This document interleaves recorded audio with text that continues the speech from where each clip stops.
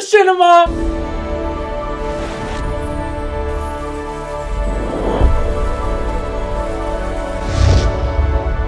Oh my god, oh my god, oh my god, oh my god, oh my god, oh my god, I can't believe this is happening. Oh my god, this is amazing. Everything is wonderful and nothing hurts, my sons and daughters. The planets have aligned, hell has frozen over, and all of my greatest dreams have come to reality. Robert Stoneman of Litfuse Films, after a 3-year hiatus, has returned back to the Machinima game with his short film made in Battlefield 3, simply known as 1. Now you guys gotta understand that I never, ever in my wildest dreams expected Litfuse Films, one of the greatest Machinima clans, to come back to the Machinima game. Ever since 2008, when they announced that they would be going their separate ways due to the fact that several of the Machinimators from the original group itself were hired by BioWare to work on Mass Effect 2 as cinematic designers, which is awesome.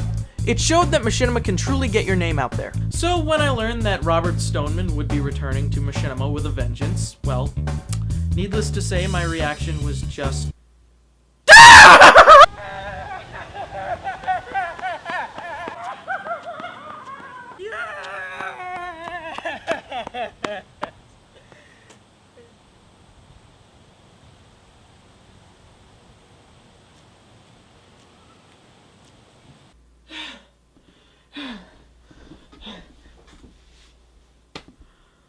But is it really an awesome thingy?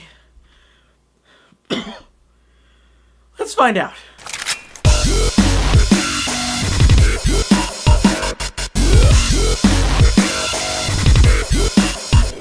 Let's go! Robert Stoneman's 1 is about a Battlefield 3 player who refuses to accept that this is the end after a barrage of attacks by a lone sniper.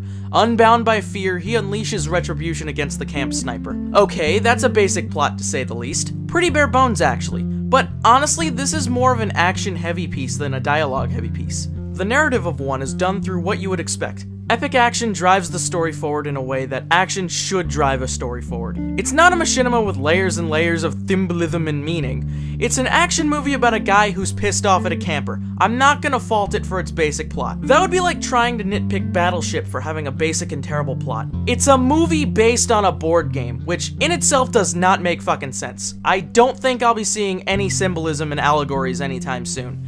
But I digress. The one complaint I do have about this Machinima's writing is the ending. Now, I can't give anything away about the ending, but all I'll say is that it's pretty lackluster and unintentionally funny.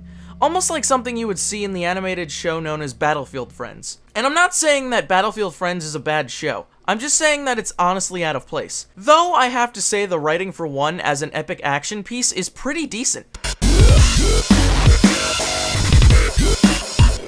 Let's go! A Battlefield 3 machinima made by Robert Stoneman, a guy who not only worked on Mass Effect 2 as a cinematic designer, but also worked on stuff like The Dark Knight, Harry Potter and the Deathly Hallows Part 1, even the upcoming adaptation of World War Z.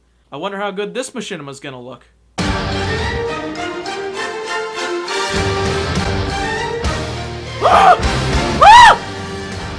Oh my god, I love this! It's amazing and I can't believe it's so good! I can't believe that nothing's gonna hurt me!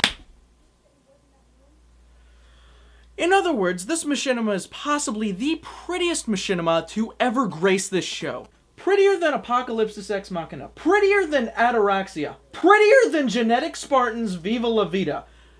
That is saying something. You may be arguing that I'm only saying this because of the fact that Battlefield 3 is possibly the best looking game out there in the gaming world today. Now, that may be a part of it seeing as Battlefield 3 runs on the Frostbite 2 engine, but really I have to look at this from a film standpoint. The camera work for 1 is amazing. Possibly some of the best camera work I've seen in a machinima. Reminds me of a J.J. Abrams flick, if J.J. Abrams did not beat the shit out of his camera as much as he does. Anyway, as for the visual effects, I gotta applaud this machinima for that. I mean, let's take a look.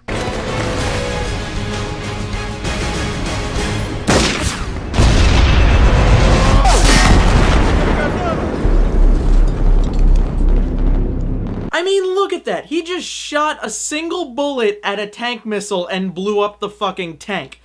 I don't care if that's stupid at all. That's my fucking frying the Coke, nuking the fridge moment. And that shit is fucking awesome. Let's go. frankly, there isn't much I can say about the sound design. For the most part, everything is from within the sound design of Battlefield 3, and honestly, I really like the sound design of Battlefield 3.